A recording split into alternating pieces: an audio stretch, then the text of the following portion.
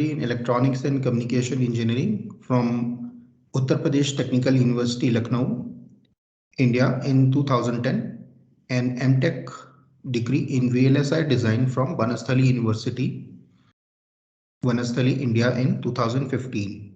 Thereafter, she obtained her PhD degree in Electrical Engineering from IIT Patna in 2020. At present, she is an assistant professor with the Department of Electronics and Communication Engineering, Birla Institute of Technology, Mesra, Ranchi, Jharkhand, India. She has published around 20 research articles in peer-reviewed journals and conferences, and her research area include modeling and simulation of advanced CMOS devices. So with this brief introduction of ma'am, I hand over the session to you. You can please start. Okay, thank you for the introduction. Uh, Let me share the slides first.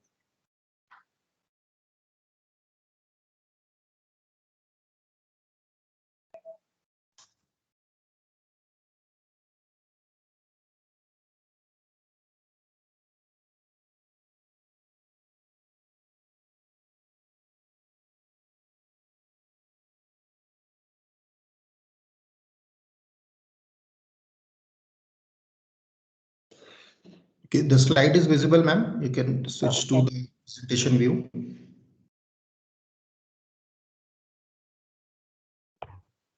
Okay, can you see it in full screen now? Yes, ma'am. It is in full screen. Okay, okay.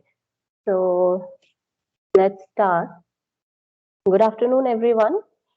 Today I'm going to discuss about the junctionless field effect transistors, which have emerged as the pioneering successor of conventional MOSFET devices these days. This is the outline of the presentation, which involves the evolution of field effect transistor and the challenges in conventional CMOS scaling. That will be followed by the introduction of junctionless transistors.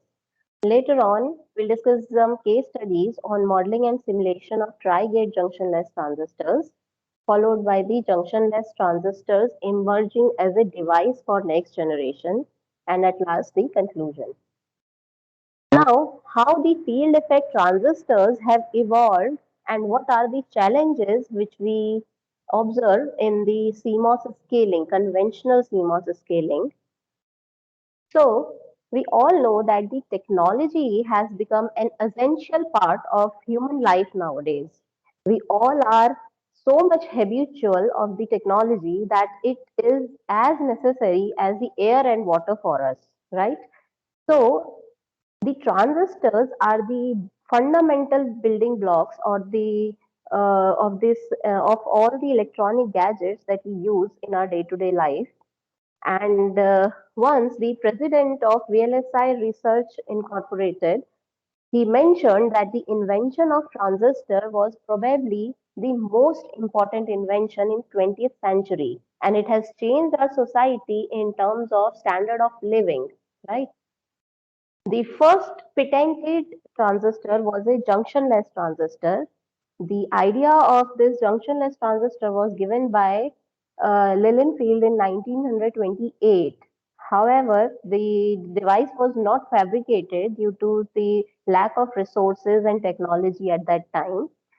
But the device was just a simple resistor, and the application of gate voltage allowed the modulation of conductivity inside that resistor. So it acted as a gated resistor. So this was the idea behind the junctionless transistor, which was given in 1928. But that time it was not fabricated. After that, in 1947, the first transistor took birth at Bell Laboratories, and it was invented by the William Shockley and his group. And they have published many articles as well as many patents were filed on the fabrication and the working of the transistor. They explained how the current flows in the transistor, how the electric field varies inside a transistor. After that, 13 years later, the invention of MOSFET was invention of MOSFET occurred in 1960 at Bell Laboratories by Kang and Atala. They used the metal as the gate electrode, and the silicon of dioxide as the semiconductor oxide. And this MOSFET was the first silicon based MOSFET that was introduced. Now, let's discuss the principle of MOS operation. I know you all have been familiar with this. However, I would like to revise it so that we can easily understand the working of a junctionless transistor. So, here you can see on the right hand side, the Fermi energy of source and drain are in the gap of the channel semiconductor. So what happens? There are no filled electron states. The green lines are denoting the filled electron states here. And you can see in the first diagram, there are no filled electron states in the channel. That means the channel is acting as an insulator and there is no current flow. Now, when some gate voltage is applied, what happens? The potential barrier that was seen by the electrons in the source region, that is lowered, and the electrons find a path from source to drain, and there are some filled electron states in the channel as well. So current starts flowing from drain to source. Now, when we increase the gate voltage and the drain voltage further, then sufficiently high drain current is achieved, and at a particular drain voltage, the saturation of current occurs. Then after 3 years, the CMOS, that was the combination of PMOS and NMOS on a same substrate, on a single substrate, the PMOS and NMOS both were fabricated, and this was done by Van Leff and Shah in 1963. This shows the CMOS scaling from 90 nanometer node to 32 nanometer node.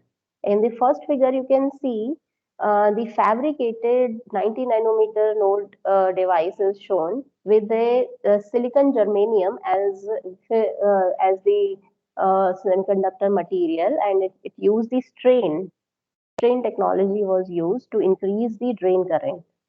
In 65 nanometer node technology also, the second generation strain silicon was used, and in this third 45 nanometer node, the strain technology was used with the high K metal gate. After that, in 32 nanometer node also, the strain silicon with high K metal gate was used with a 32 nanometer PMOS and NMOS gate lengths. Now, there were some issues which we see in during the scaling of these CMOS transistors. They were the threshold voltage, subthreshold swing, and the leakage currents were degraded, and they become sensitive to the gate length scaling. Secondly, the dopant fluctuations were seen in these small dimension devices.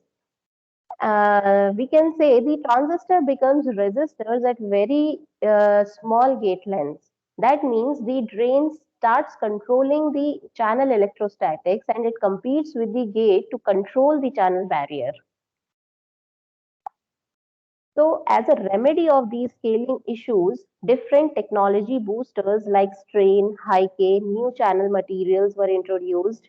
Alternatively, there were different structures like ultra thin body SOI devices and the multi-gate structures, which improved the control of gate over the channel charges. Then some alternate FETs which operated on different physics like tunnel FETs, negative capacitance FETs, and junctionless FETs were also introduced to overcome these scaling issues. FinFET was a very important invention in 1989, and it has still now been used in the industry. It has revolutionized the semiconductor industry, and it was invented in 1989 by Cheming and Hisamoto. And these few important research articles which I have shown here, these have these have reported the fabrication as well as the working of this FinFET technology, which we are using nowadays as well. The key features of the most advanced FinFET device is shown here, with the gate length of 16.5 nanometer, fin height is 52 nanometers, fin width is 6 nanometers, fin pitch is 30, however the gate pitch is 57 nanometers, and the minimum metal is 40 nanometers. After that, JP Calling introduced a gate-all-around transistor at CLAT Labs in 1990, and this gate-all-around transistor overcome this improved the channel, the control of gate over the channel, and he told that these gate-all-around devices are more efficient than the FinFET devices in comparison to the in terms of the fabrication as well as the working. However, all these devices were introduced, but the main challenge of fabricating junctions at these nanometer technology nodes was very difficult. So the scaling challenge still prevailed. So all these transistors, all these remedies which were introduced, they could not overcome this challenge of fabricating a junction, a doped PN junction, highly doped PN junction at nanometer nodes. The very high advanced fabrication technologies are required for the devices which drop below 10 nanometer technology. Okay, so due to laws of diffusion, the very advanced fabrication technology was required. So in order to overcome this issue, junctionless transistor idea was introduced by the team of Tyndall National Institute, Ireland in 2010. They actually fabricated a junctionless device which operated as a CMOS, which had a fully CMOS functionality. And after fabricating this device, they mentioned that although the idea of a transistor without junctions may seem quite unorthodox, the word transistor does not imply the presence of junctions. And that is true. Means the transistor does not mean it should have junctions. A junctionless device can operate as a normal transistor, and it can have all the functionality of a transistor. The main advantages of junctionless FETs are easy and low cost fabrication due to junction free structure, and they are fully compatible with CMOS technology. They provide superior scaling features in nanometer regime in comparison to the conventional MOSFETs. They have an ideal subthreshold swing that is around 60 millivolts per decade, low subthreshold current, low surface scattering, and less mobility degradation because they operate in the bulk conduction mechanism. There is no surface conduction, and they have less short channel effects in comparison to the CMOS, conventional CMOS. The hero behind the invention of this junctionless transistor was J.P. Calling. He has already been the strongest advocate of the SOI technology. He had developed thin film, fully depleted SOI in 1980s, and in 1990s he has invented the first gate-all-around device. And in 2010 he has fabricated the junctionless device, and all his inventions were revolutionary in themselves. So now what is a junctionless transistor? Junctionless is, we can say it is basically, as I have told you earlier, it is just a gate control resistor in which the work function of gate and channel are taken such that there is a barrier between the source and the channel. Means the channel, the region which is just under the gate electrode, it is completely depleted of carriers due to the work function difference. And how it operates, we will see in figure 1.6a. You can see this this before equilibrium. What happens? The electrons in the semiconductor, they have the Fermi energy is higher than that in the metal. So the electrons from the semiconductor will try to move from semiconductor to the this metal, and therefore a condition will they will start moving, or they will start overcoming this potential barrier, and they will move from semiconductor to the metal. And this condition will arrive when a depletion is created in the semiconductor at thermal equilibrium. The Fermi level of semiconductor will move downwards, and it will align with that of the metal. So there is a depletion created in the semiconductor. And at this point, if our semiconductor is sufficiently thin, then volume depletion can be easily achieved. So this is how we achieve volume depletion of the channel in a junctionless transistor. So the silicon film should be sufficiently thin, and the work function difference between gate and metal should be sufficiently high. So on application of a gate voltage, the channel region can be turned into a partially depleted region, and then or when we go on increasing the gate voltage, the depletion can be vanished, and also the channel can be accumulated, that we will see in the next slide. This shows the working of junctionless transistors. The first figure shows a full depletion regime of operation in which the no gate voltage is applied, but the channel is completely depleted of carriers, you can see. And the Fermi energy of the channel semiconductor is lower than the intrinsic Fermi energy, you can see, at the middle. Okay, and there is a band bending at the center. Okay, so you can at the at the edges. Now when we apply some gate voltage, so what happens? A neutral region starts forming at the center of the channel, where the approach of gate is least.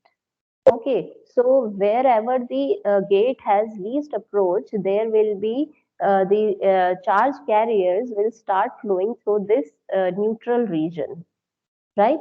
So you can see in the energy diagram, the Fermi energy becomes higher than the intrinsic Fermi energy at the middle of this channel region. So this implies that there is a flow of current, or there is some energy states which are available for the conduction of current. When we further increase the gate voltage, you can see this complete channel has been conducting the current, because the depletion has gone. Now it has been vanished, and the volume conduction is taking place here. Now when we go on increasing the gate voltage, at a particular gate voltage, some charges will be accumulated at the oxide semiconductor interfaces, because it is a double gate device. It is a junctionless double gate device. So two accumulation regions you can see here. However, we do not operate our junctionless in accumulation regime. We usually operate it in partial depletion, that is just a few voltages above threshold voltage, or at the flat band. This shows the other pictorial representation of this junctionless device when we increase the gate voltage. Initially, when there is no gate voltage, the channel is depleted of carriers. When we make the gate voltage slightly above threshold voltage, then a neutral region can be seen in the channel. This bluish region shows the presence of carrier. And at higher gate voltages, the depletion starts vanishing, and the flat band condition is achieved when the depletion is completely gone. Though, so full the whole channel is now conducting in this condition. Now, what happens when we increase the only drain voltage and our gate voltage is fixed, which is just above the threshold voltage?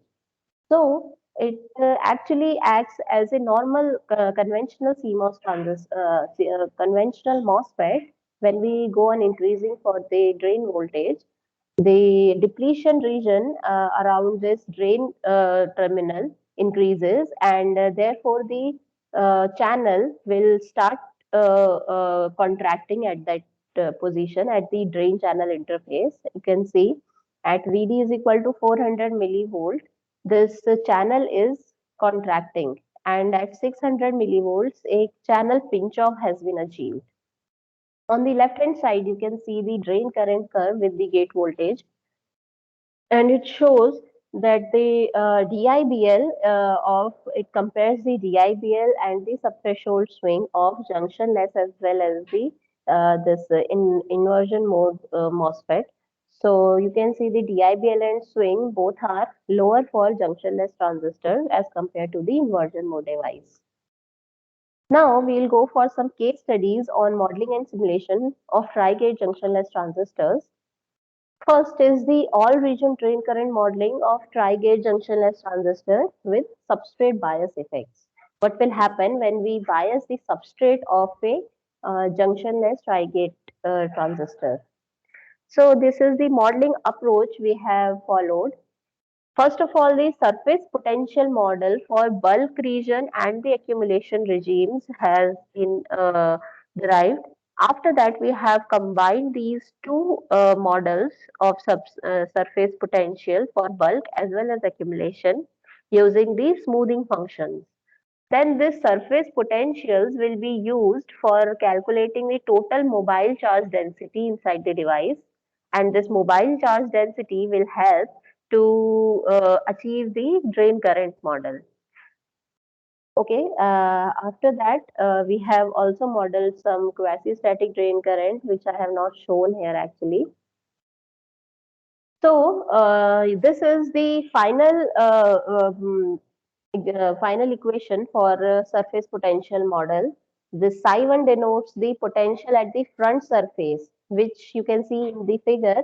The front surface is the surface of the semiconductor. This bluish portion shows the channel, this semiconductor slab, which you can see, and the this front surface which I am talking about is the gate oxide semiconductor interface. However, the back surface which I am talking is the semiconductor buried oxide interface. Are you getting? The front surface is the gate oxide semiconductor interface, and the back surface is the box semiconductor interface. So for the front surface, the surface potential is psi1, and for the back surface potential is psi2.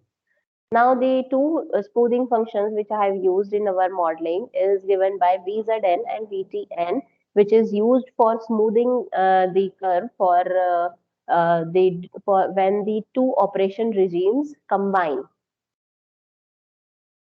Now, using this surface potential, total charge density has been modeled.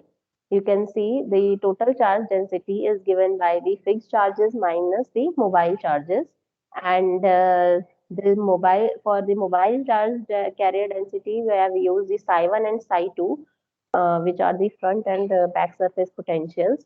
This total charge density is integrated to achieve the drain current model, which is given by ID here. QTS and QTD are the charge densities at the source end and the drain end respectively. I have calibrated my models with the TCAD models with the previously published experimental results for different substrate biases, and here you can see the experimental results and our simulation models are in good proximity. So this validates our simulations with the experimental results, and we will use these TCAD simulations to validate our models.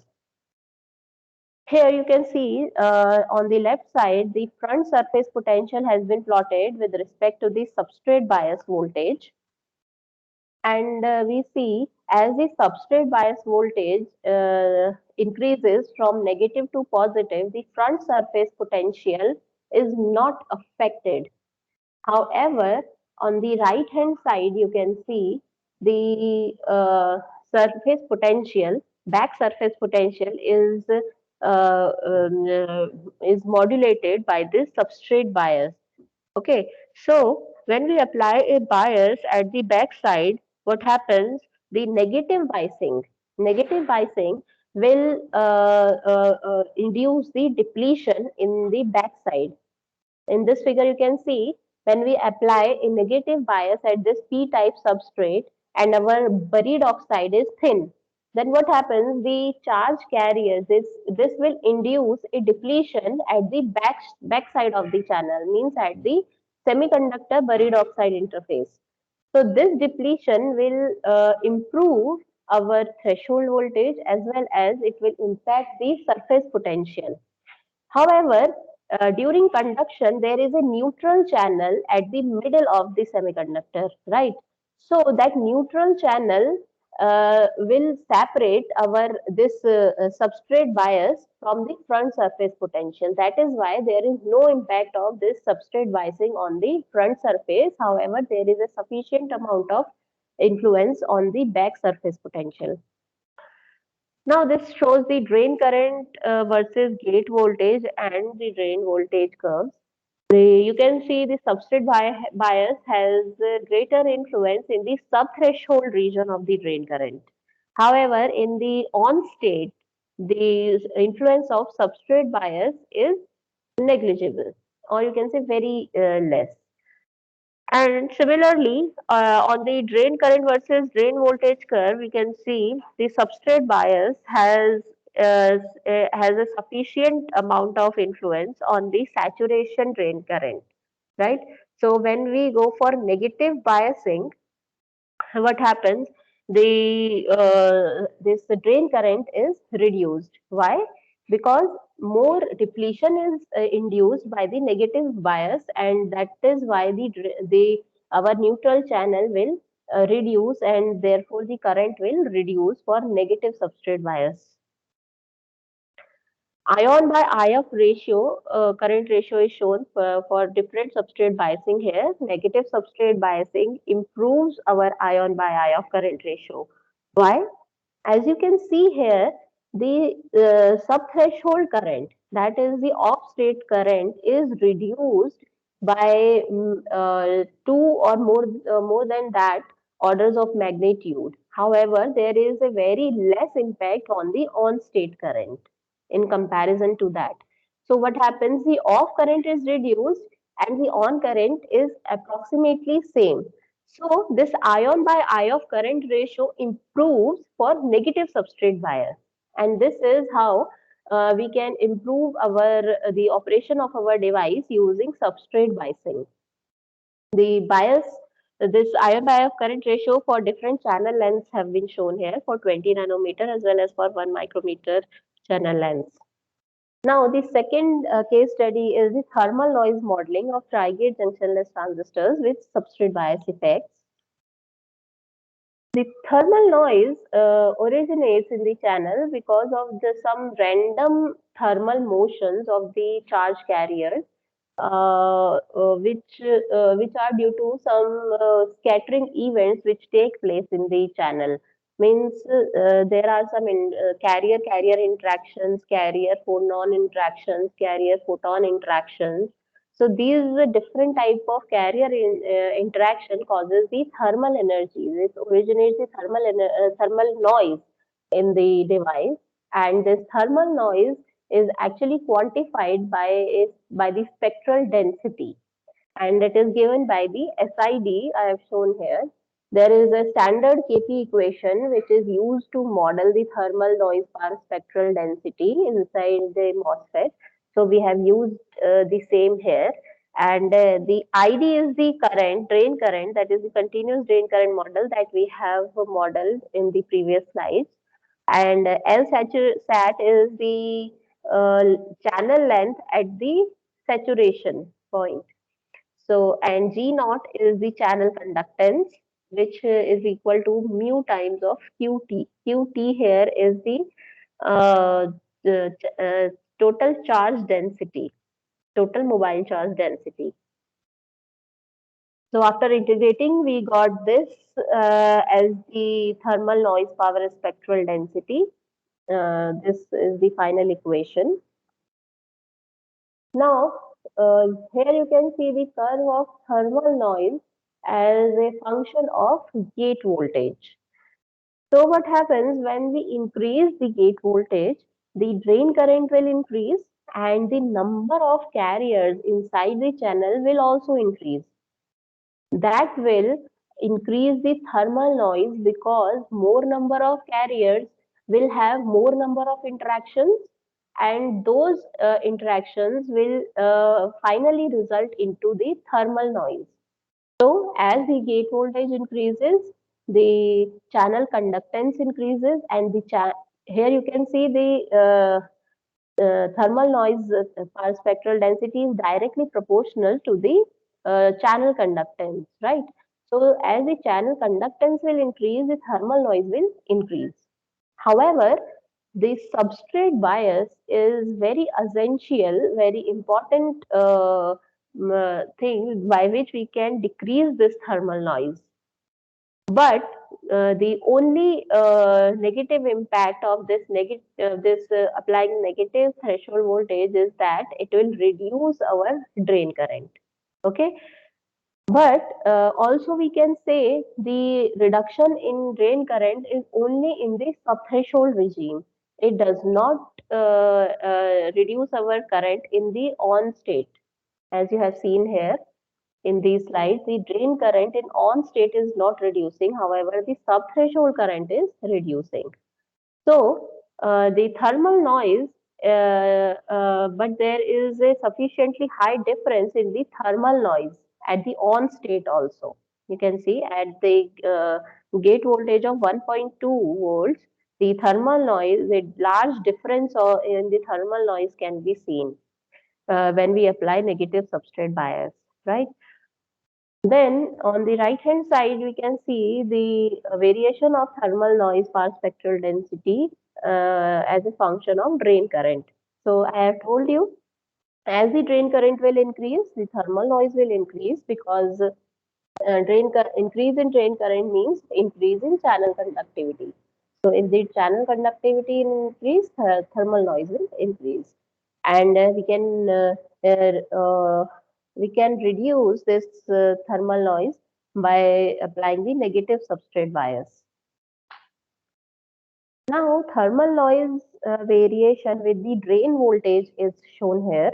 We can see the thermal noise is maximum when the drain voltage is 0. Why? It is because at the 0 drain voltage, the density of carriers in our channel is maximum. When we go on increasing our drain voltage, what happens? The number of charge carriers inside our channel reduces. So channel conductance reduces, right? So as the number of carriers will reduce, thermal noise will reduce, right? And when a saturation voltage is achieved, these saturation current is achieved, then the number of carriers will become more or less equal, same. So that is why the thermal noise, there will be less number of interactions, and therefore this thermal noise will become constant after a certain drain voltage. However, you can see in the left hand side figure that the negative substrate bias again helps us to reduce this thermal noise. The maximum thermal noise is for the positive V sub. However, the thermal noise at 0 drain voltage is minimum for negative V sub, negative substrate bias, right? So the negative substrate bias can reduce our thermal noise inside the device. On right hand side, we can see the variation of thermal noise per spectral density with drain voltage for lower channel length, that is for 100 nanometer channel length. And we can see instead of being constant, this thermal noise is increasing at the high drain voltages. And this excess noise is due to some short channel effects that starts dominating in the lower channel length devices. However, this negative substrate bias is still useful in reducing this excess noise as well, right? It is reducing the thermal noise in at lower drain voltages. Also, it is useful in reducing the thermal noise at high drain voltages. So, negative substrate bias is playing a good role in reducing our thermal noise in all the cases. So this was the conclusion of all these case studies. Now we will see how the junctionless has emerged as a device for the new generation. For the next generation, how is it helpful and how it can replace our conventional CMOS devices.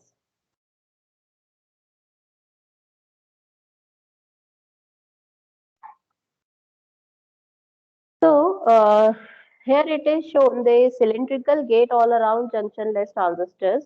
Here we will be discussing some different types of studies which have been reported by other authors and how these junctionless devices are being used, being commercialized, and how much development of junctionless transistors has been done up till now.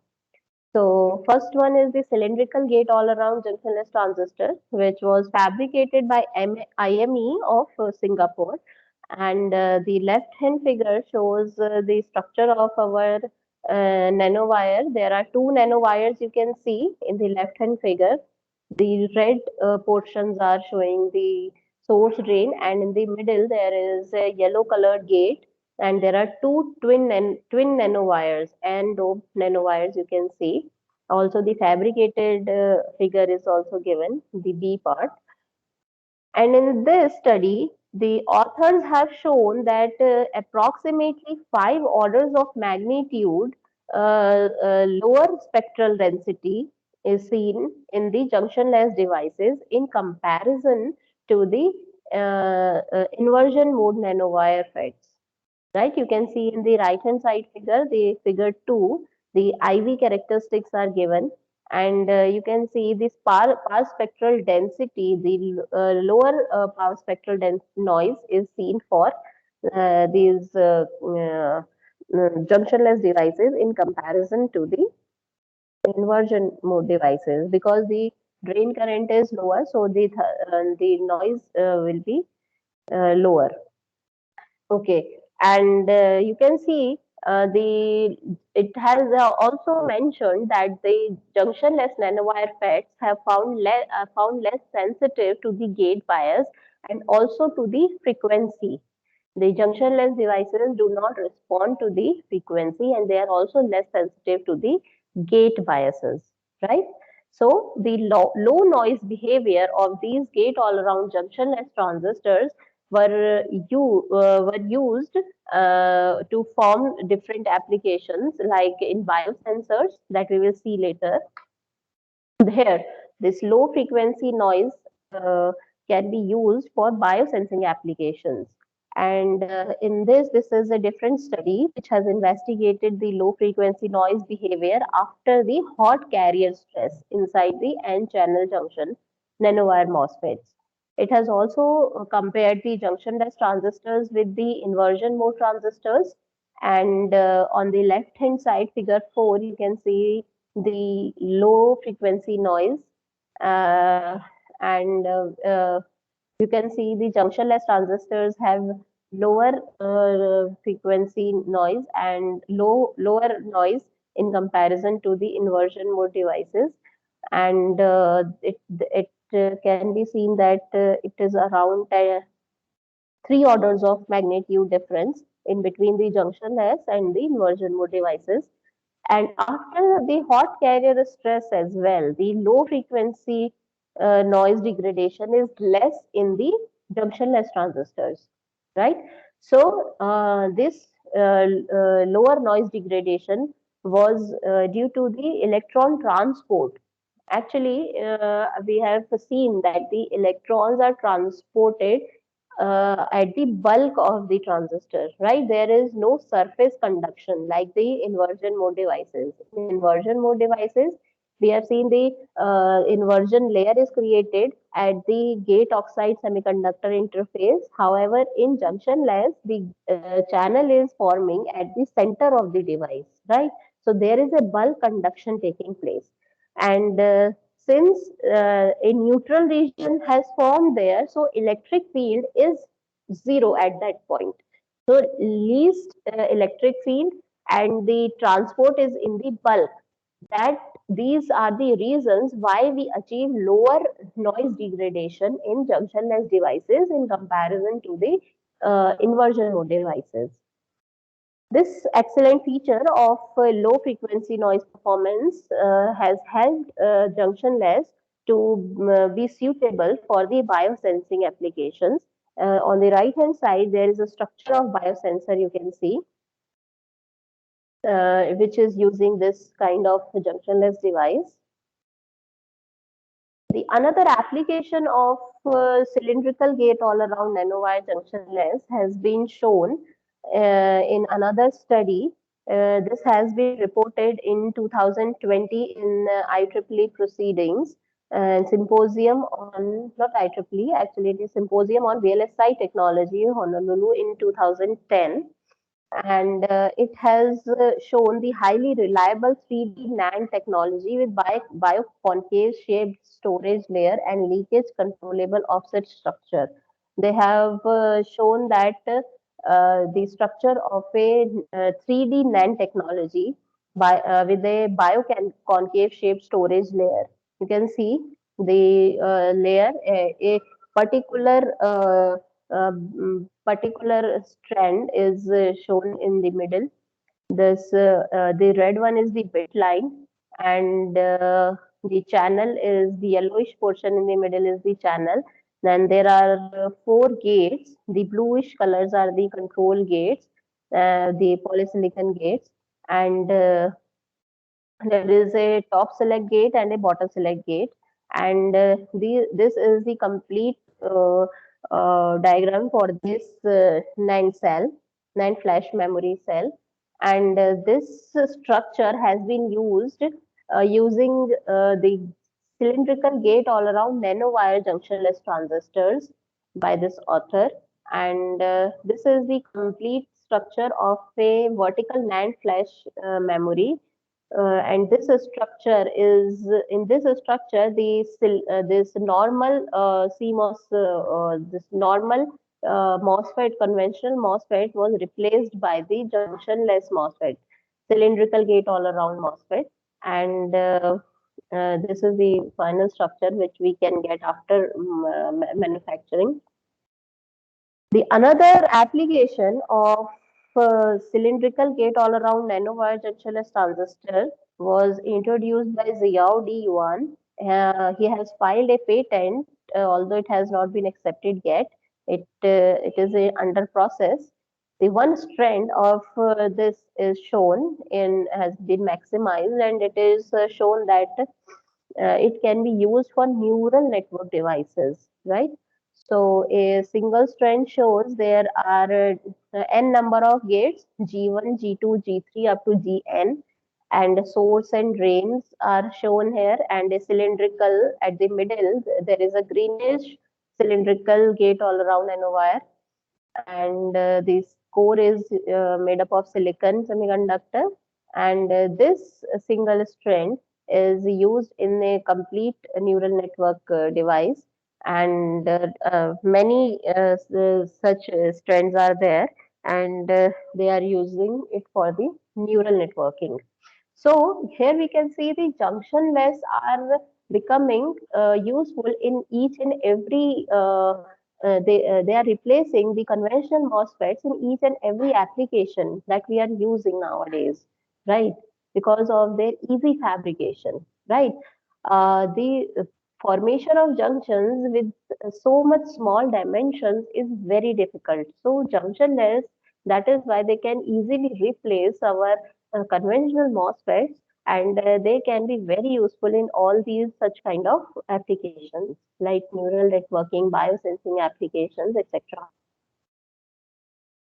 The very latest transistor which you have been seeing these days is nanosheet transistors, the vertically stacked gate all around nanosheet transistors. What is the difficulty with the FinFET and the nanowire devices? Actually, there was a limitation on the circuit design flexibility. So we cannot change the width of the fins, right? It will apply some manufacturing restrictions. So what is good with these nano sheets? They can they have the benefit of the design, and that is we can vary the width of these transistors, and that will increase the speed of our operation. It will increase the current, and it will also increase the speed of operation. So by varying the amount of silicon in a FinFET transistor is not possible. So that is why the nanosheet transistors came into picture. And these nanosheets are also used using the complementary FET structures. Means the P-type is stacked, the N-type is stacked over the P-type semiconductor, right?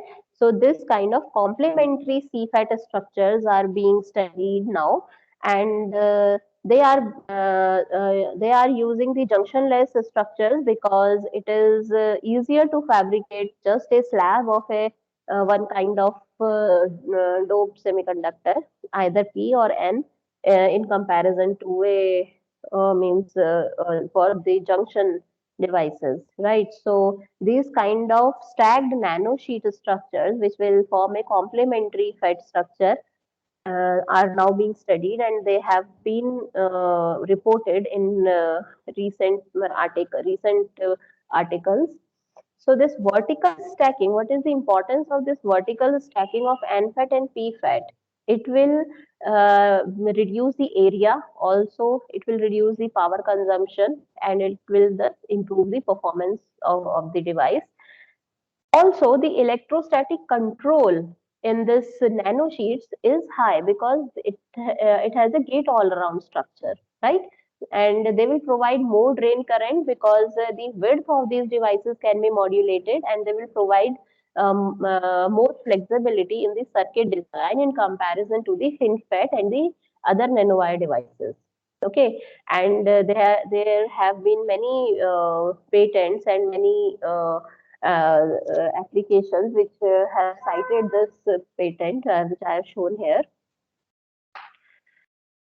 There is the debut of nanosheet junctionless transistors has been done in 2017. There was a symposium on VLSI technology and circuits conference in Kyoto, and they have introduced nanosheet junctionless transistors. In 2019, there is also a patent by D. Ziao on this gate all-around nanosheet complementary junctionless transistors. Then in the symposium, also the FinFET-based beyond FinFET, the stacked nanosheet gate all-around transistor structure was introduced. In IEDM 2019, also there was a study which was based on full bottom dielectric isolation to enable the stacked nanosheet transistors for low power and high performance applications. So these are the trends which are going on these days. The nanosheets are overcoming the gate all around nanowire structures. So in such kind of devices, the nanosheet devices, junctionless, are easily fabricating, means they will provide the fabrication ease over the conventional MOS device structures. So there is a flexible circuit layout design which this group Xiao and the Chang group has introduced in their patent, and it is a US patent. You can see the SRAM design and the logic which is used in these devices. There is a gate. The pink color is shown here is the gate. Then yellow one is the gate dielectric. Bluish is the semiconductor channel, and it is fabricated on the SOI structure. There is a thin buried oxide over the silicon substrate, right? So these structures of vertically stacked nanosheet transistors are in research, and as well as they will commercialize very soon, as mentioned by the researchers nowadays. Now we will see the evolution of FinFETs from nanosheet to the complementary FET structures. Here you can see, first of all, the FinFETs were used. They improved the gate control over the planar field effect transistors.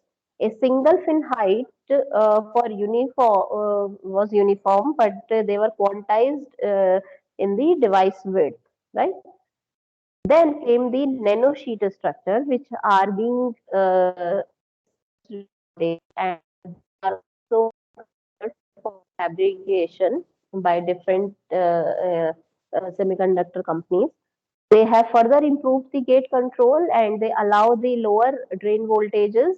Then variable device width is possible. Therefore, they provide the additional design flexibility to to the manufacturers, and the longer device width for improved PPAC applications. Now, these nano sheets will be used for a new type of devices, that we will be forming a CMOS kind of a structure using these nano sheet, stacked nano sheet structures. That means the P transistor will be below the N type of NMOS transistor. So, this structure can only be possible by a junctionless structure. The complementary the conventional MOSFET structures are not possible by these kind of, so you're using these kind nanosheet kind of a structures, right? So junctionless is a basic need for these kind of nanosheet structures. So vertical stacking of both N-type and P-type nano wires on each other will provide the benefit of reduction in area and power, as we have mentioned earlier. And a variable width flexibility is there in this CFET. So these are the structures which are in research nowadays. This is a roadmap for a 3T logic standard cell, which will use the complementary FET structures. And this is just an idea, it has not been implemented. It is showing the CFET architecture, which forms a stacked PN-CMOS primitive structure with two-level local interconnects. This is just an idea, and it may be implemented in our future devices. Here is the evolution of transistor, which we have studied during this presentation. First of all, we have seen that the planar field effect junctionless transistor, which was the idea was given in 1926, and the patent was given in 1928. It was filed in 1928. Then in 1947, bipolar transistor was invented by William Shockley and his team. Then in 1960, first silicon-based MOSFET was invented, and it was fabricated by Kang and Atala. Then after 3 years, the CMOS technology was introduced, in which PMOS and NMOS both were implemented on a single semiconductor substrate. After that, floating gate memory transistors were invented and fabricated in 1967 by Atala. And for these inventions, for the CMOS and the floating gate memory transistors, they were nominated for the Nobel Prize in Physics. Then after many years, there was an invention of FinFET structure, which revolutionized our silicon industry. And this FinFET invention was considered very important. It was invented in 1989, and most of our devices nowadays also they are using the FinFET structures. Then came the rectangular gate all-around transistor, which was invented by J.P. Colling in 1990, and it was also a very important replacement of FinFET because they improves the control of gate over the channel electrostatics. And then this rectangular gate all-around structure was fabricated in cylindrical kind of a structure, and the conventional MOS structure was replaced by the junctionless structure in 2005. The cylindrical gate all-around junctionless transistor, and many applications of these cylindrical gate all-around structures we have just discussed in neural networking and in biosensing, right? These cylindrical idea of this cylindrical gate all around junctionless can be now used in the nanosheet structures, right? So the nanosheet structures will be used for the complementary FET structures. There is a printing mistake here. It is not 2009, it is 2019 actually. CFET is this stacked data sheet gate all around using junctionless. Using junctionless, it has been introduced in 2019. However, the using the conventional MOSFET, it was introduced in 2009, right? So this was all. As a conclusion, we can see the junctionless transistors have a full CMOS functionality, and they contain no junctions, no doping concentration gradient. So they are less sensitive to thermal budget issues, and they can operate as a regular CMOS device. However, they will simplify the process flow, and they will result into a easier fabrication, saving our time and effort, right? So junctionless transistors can replace our conventional MOSFETs in all the applications in which we use these transistors. Now, junctionless have nearly ideal subthreshold swing, which is close to 60 millivolts per decade at room temperatures, and extremely low leakage currents. As we have seen, the subthreshold current is very much less in the junctionless transistors. The mobility degradation is also less, and with the gate voltage, and also the temperature variations are less in junctionless transistors in comparison to the classical transistors. Further, the junctionless transistors have lower noise degradation in comparison to the inversion mode devices because they operate in the bulk conduction regime, right? The current which flows inside the junctionless transistors is through the bulk of the transistor, and which will help it in reducing the this interactions with the this oxide gate oxide, and therefore there will be less noise inside the junctionless transistors in comparison to inversion mode devices, and there will be less imperfect or insulator interfaces. Means when the current flows along this interface, the oxide and semiconductor interface, there is a there is a possibility that the insulator interface may be disrupted, right? By the when a high electric field is there, the hot carriers can be generated, and those hot carriers can make the insulator imperfect, right? They can damage the gate oxide. So that fear is not seen in our junctionless devices when we are operating it in the partial depletion regime, right? So the current will flow along the bulk of the transistor, and therefore no interaction with the gate oxide will be there. So the the fear of insulator disruption is reduced in junctionless devices.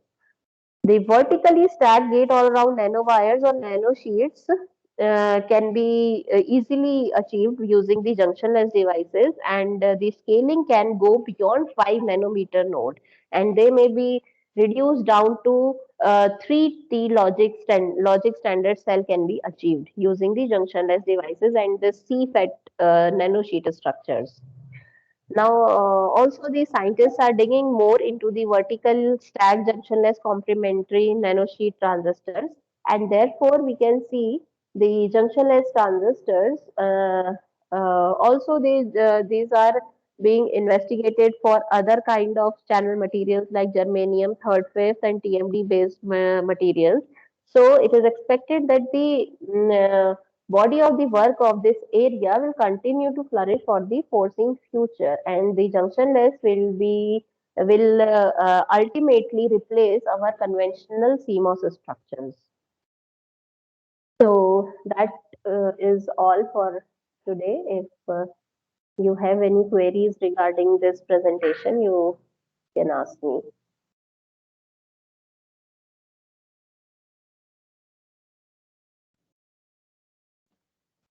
Okay, thank you, ma'am, for a wonderful lecture.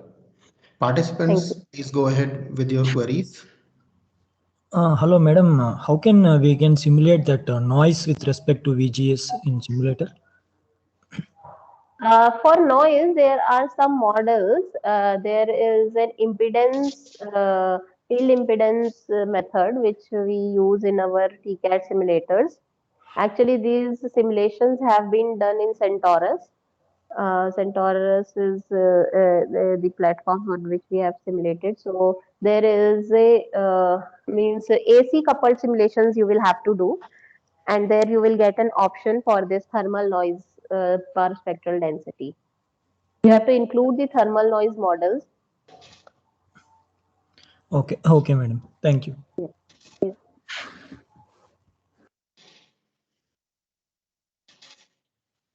Any other questions?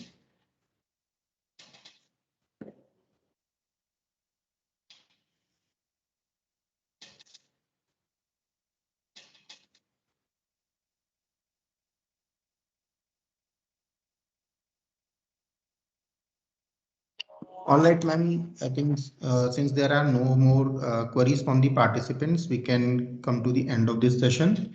Thank you so much for joining with us and imparting your knowledge to us. Thank you, ma'am. Very much.